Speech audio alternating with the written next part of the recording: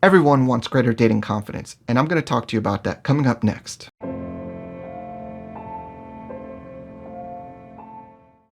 What's good, everyone? Mario here. In this video, I'm going to give my response to a question that was submitted by one of my Academy members, whose question was, how do I improve my dating confidence?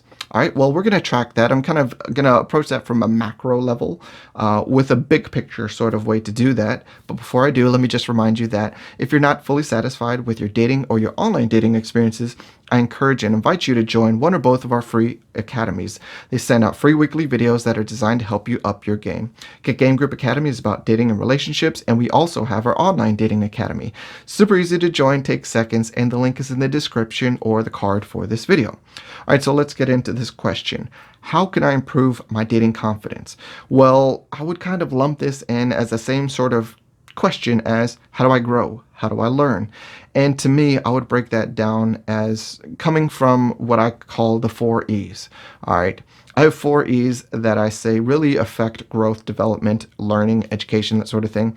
And what I'll share with you is this, the 4 E's as they are. Number 1, exposure. You need to have exposure to the dating world. So you obviously can't have confidence if you've never been out on a date. You can't have confidence if you've never talked about dating, if you've never gone on a double date, if you've never seen it on TV or in the movies. If you just had no exposure to dating, for sure, you would have very little confidence in going through with it. Or if you have very little exposure to it, of course, you're going to have very little confidence. Which leads us into number 2. Our second E is experience. You want to get experience. And that's something that a lot of people think like, oh, I want to wait until it really counts, until I meet that someone special. Well, when you meet that someone special, you're going to wish that you had had some practice. So I encourage you to get some experience, and not all of them have to be like with people that you like, oh man, I really see this going somewhere. The thing is this, with dating and your relationship efforts, you need to understand that 99% of your efforts are going to fail anyway. They're not going to end up in happily ever after. So what I would encourage you to do is get the experience. Go out on dates with people that you don't necessarily think you're going to marry. And you know what? Probably for a lot of us, the people that we do end up marrying, we didn't have any clue or any inclination that we would view them like that in the future. Funny how that works. So it's important for us to get out there and date people who we like, and also people who are like on the fence about. We're like, well, I could give this person a chance. They're not totally my type, but I'll give them a chance. Go for it. And don't think that everything has to end in happily ever after. Go for the experience. And if nothing else, you can find out if you are or are not a connection. So find that out. But the more experience you have, the more confident you're going to feel, because it's not going to catch you by surprise. You've gotten ready for a date so many times before. It doesn't make you nervous. You don't have that heartbeat going on. You're not super nervous when someone is picking you up or you're meeting them. You're not super confident or super nervous when you're in front of them face to face and stuttering or sweaty palms, whatever. You know what I mean? How we all can get nervous on a date. Well, through experience, you can become gradually much more comfortable. So one of the things is, even if you're not comfortable or confident with dating, do it more. I didn't say do it well. I didn't say do it right. I just said do it more. Get the experience, because you're going to succeed and you're going to fail. But you're going to learn from both, and you're going to learn more from your failures, because that's going to actually hit home and make you be like, oh, I don't want to feel that, or I don't want to blow another opportunity like that again. It'll teach you more. You're going to have to self-reflect more in those situations, and that's going to be impactful for your growth. All right. Next up, the third E that I want to bring up is education, the conscious effort for you to improve your knowledge. That's what you're doing when you're watching this video. You've made a decision. I want to know more about this. And you can do that through watching videos, through reading, through listening, through finding mentors, through hiring a coach, through one-on-one, through group coaching. There are all sorts of ways that you can purposely impact and educate yourself in this area of dating. That's going to help your confidence, because you're going to feel more prepared, like, oh, I heard about this, or I have a better idea of what I should be doing here, or I think this is a better idea based on what I learned or what I heard.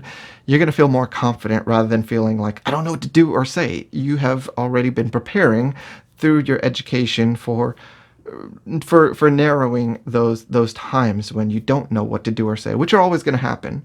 But how you handle them, you can feel more prepared if you've been educating yourself consciously. All right. The fourth E is one where it just comes down not to money, not to anything that you have that someone else doesn't have. It's free. It's effort. All right, sometimes you need to put forth the effort. A lot of times we kind of get stuck. Like, I know a lot of you out there, you watch YouTube videos and then that's the extent of your participation in pursuing a dating life. You have to do more. You have to take action. You have to put forth the effort. And sometimes that means you have to put forth effort that ends in failure. So sometimes you need to ask that person out. And it doesn't mean that you knew how to ask them out the right way.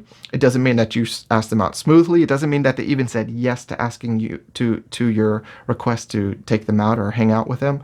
It just means that you put forth the effort. You stepped forward when you were probably scared, nervous, anxious. You were acting courageously. Understand, people who are courageous, they're acting courageously. That doesn't mean that they're courageous all the time. It just means that in situations where they might have been hesitant or fearful or not confident, they took that step forward anyway. They weren't fully confident in their outcome, but they did it anyway. I ask that you put forth that sort of effort in your dating life. And when you do, you will be rewarded, even if that reward is failure. Remember, we learn from our failures. So don't consider that like such a lost sort of effort, okay? It won't be. You always learn from your failures. And if you're not learning from your failures, you need to learn how to learn from your failures, all right? So now let me end with a tip for you all. I should have mentioned this, but I want to give you one more tip for boosting your confidence, and that is to purposely do stuff poorly. All right, I want you to find something that you could fathom doing poorly. Maybe it's going out and dancing and at least trying this new dance and not being like, oh my God, I'm so nervous about what how do I look? Or I want you to do something poorly. Maybe it's asking somebody out and just walk up to them and don't worry about saying the right thing. Just do it, because the thing that I really care about is not your result. It's not whether you win or lose, succeed or fail. It's that you keep on pushing yourself. And especially when you know that you're going to do something poorly, when you know you're putting yourself in an uncomfortable position, it's going to help you feel a little bit more empowered the next time you do something where it's something that you have to do. In the dating world, you're going to feel much more confident because you've done scarier things. So I want you to find something that's kind of scary to you, but something that you'll be like, I guess I could do this. Find something scary, find something that you're not good at.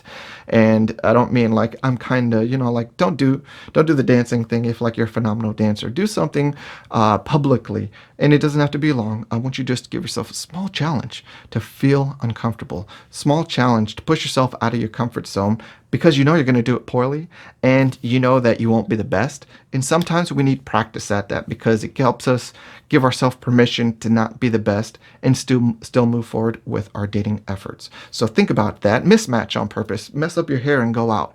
Do things that will show that you're not at your best on purpose. Do something poorly. Dress poorly. Do your hair poorly. Do your makeup poorly. Go out without makeup.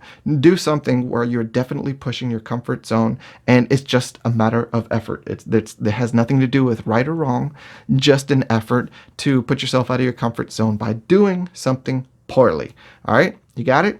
All right, so hope you guys got some good value out of that and understand that from a macro level, go back to the 4 E's: exposure, experience, education, and effort. Until the next video, you all take care. Thanks for watching. If you appreciated the content from this video, be sure to like, comment, subscribe, and hit that notification bell. And male or female, if you're not satisfied with your dating or online dating experience, I invite you to join one or both of our free academies. We have Get Game Group Academy and Get Game Group Online Dating Academy, both of which send out free weekly videos designed to help you up your game.